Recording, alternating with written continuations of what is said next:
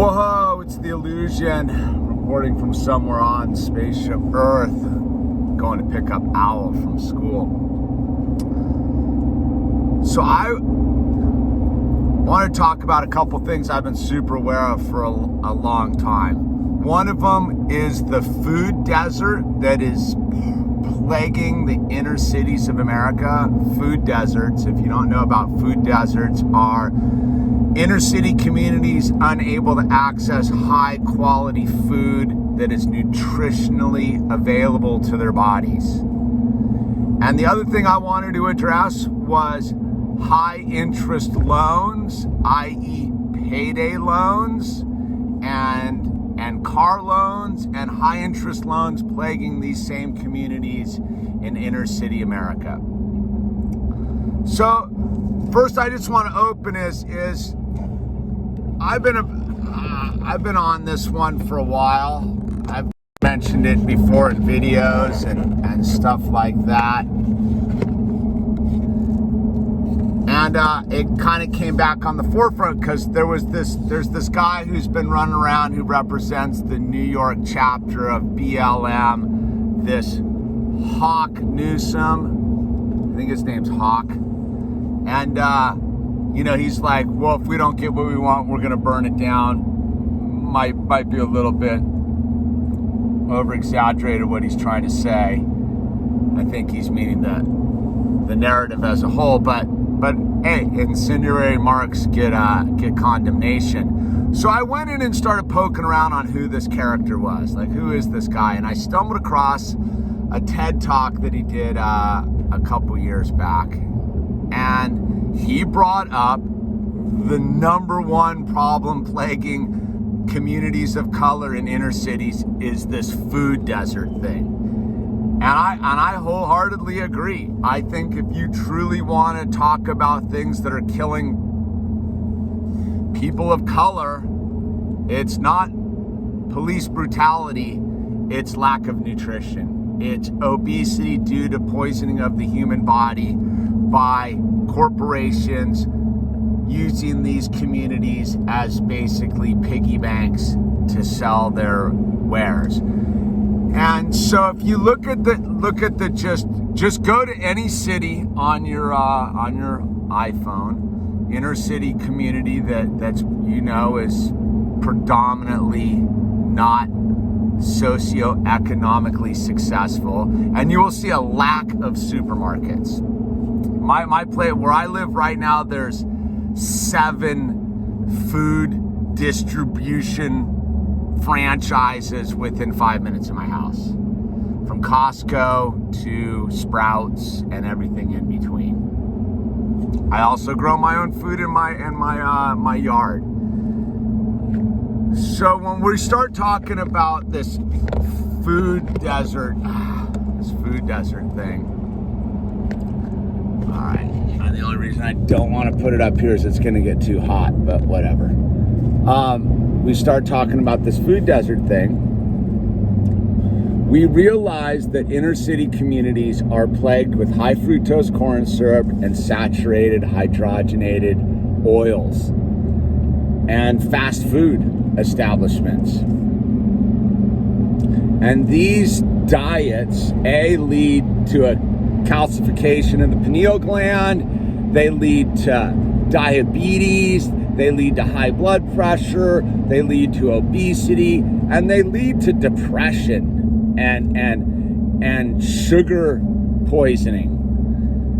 And we don't think about this because it's a deeper issue, because for those of us who have awakened to the reality of life on Spaceship Earth, we're adjusting our diets. I know for me, I didn't begin to really focus in on my diet till till I met my wife.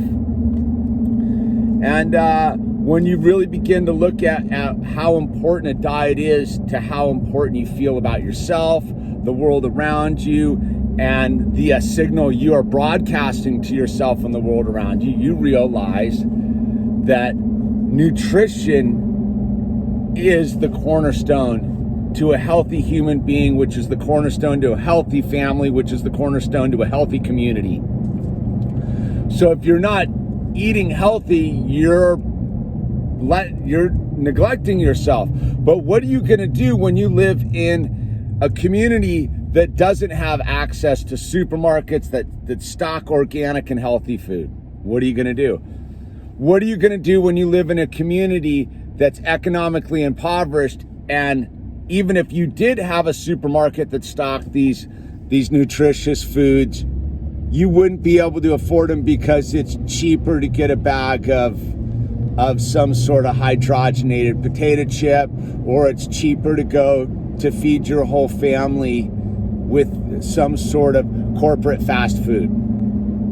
Yeah, these are real decisions that people have to make on the fly when they don't have a lot of resources. Because for all intents and purposes, it appears to be cheaper to go to a corporate fast food restaurant than it does to invest in organic food. But even if you could make that decision, if you don't have access to that food, you can't even make that decision, right? So again, if you pull up your map, you'll find a lot of these communities live off of what essentially are bodegas, which are like small corner stores. I know when I lived on Jackson Avenue in Charlotte, North Carolina, one of the main places you went and got some food was like the little bodega on the corner, which is what chips and some poison dried meat products and soda pops and things like this. And then you throw in the fact that municipal water is highly questionable too. So their water choices are suspect because the other water they get is infiltrated with bisphenol A, and it just goes on and on. So you can imagine how radical this is when you truly think of living as a human being. The healthier you eat, the longer you live. The healthier you eat, the more productive you are. The healthier you eat, the more radically positive your energy will be. So I think if we're talking about police brutality and we're not truly bringing the food desert to the forefront of the conversation about the issues that are detrimental to these lower income communities, then we're doing the work of the man, if you will, because the man doesn't want us to pay attention to the food deserts, because the man, i.e. the corporations and the industrial healthcare industry and the pharmaceutical industry, is making huge amounts of money off of feeding people poison food, destroying their bodies, and then making huge amounts of money off of filling their bodies with questionable healthcare and questionable pharmaceuticals, dude. So that is like a threefold issue that they don't want anyone touching, because, big money on poisoning people and giving them bad health care. Huge money. Keep the people sick, man, and it's just like a cha-ching, cha-ching, cha-ching money maker. And then you roll over to this other thing that again shows you a super deep level of hypocrisy is payday loans, man. How payday loans are legal in the United States of America, I don't understand. I don't understand how high interest loans are available in the United States of America. So you have, again, let's just go to the rationale of the whole thing. You have a person who has a family and a lower income community inside of a city that has poor food choices to begin with, and now they're trying to feed their family off a questionable paycheck, and they're trying to make ends meet, and they're struggling, dude. And they go to one of these payday loans where they get charged exorbitant criminal levels of interest. Basically, it's legal loan sharking. And loan sharking is illegal. So they go to these places, and now they're on the hook to debt collectors. Now they're on the hook to debt collectors. Their credit's getting disrupted. Now their interest rates are going up on the cars they need to purchase to get to work. It costs more to be poor than it does to be middle class, to be rich. And the people that are making all this money aren't the middle class. They aren't even the rich. They are these corporate scumbags, dude.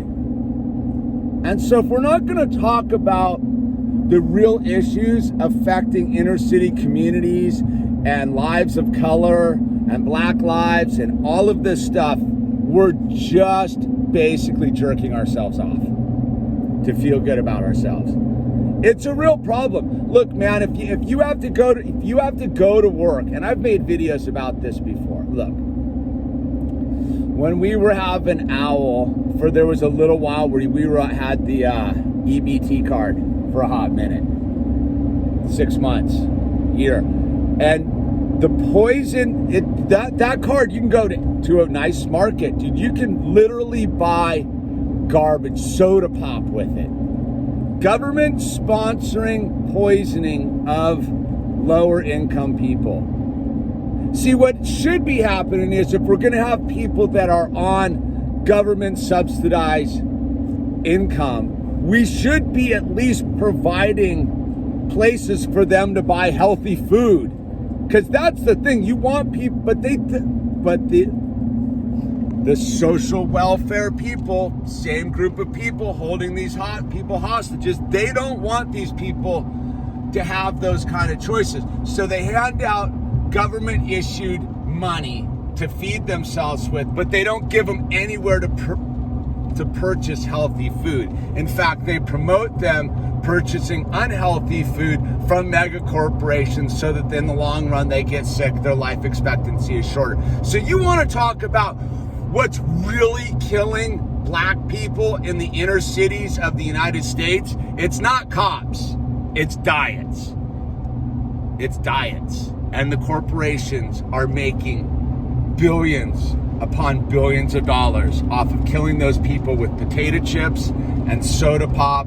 And everyone's like, well, they have the choice. If you don't have a place to make a choice, if you can't go grow your own food in the middle of some brick city, USA, or you don't have, and you're not encouraged by the local governments to grow your own food in your front yards, in your windows, on your stoops, wherever it may be, in the park, like all these vacant lots should be turned into gardens.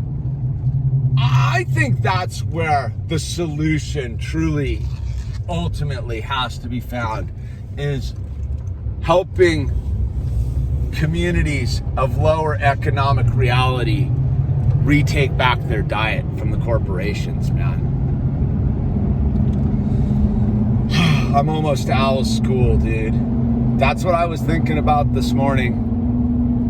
That's the system that needs to burn down. The system of corporations poisoning people with toxic chemicals, i.e. high fructose corn syrup, hydrogenated oils, fluoride.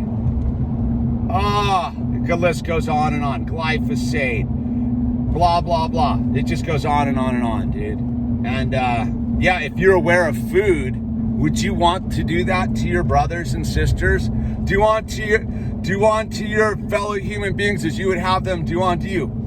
Knowing what you know about food, would you want people to let you be eating poison food?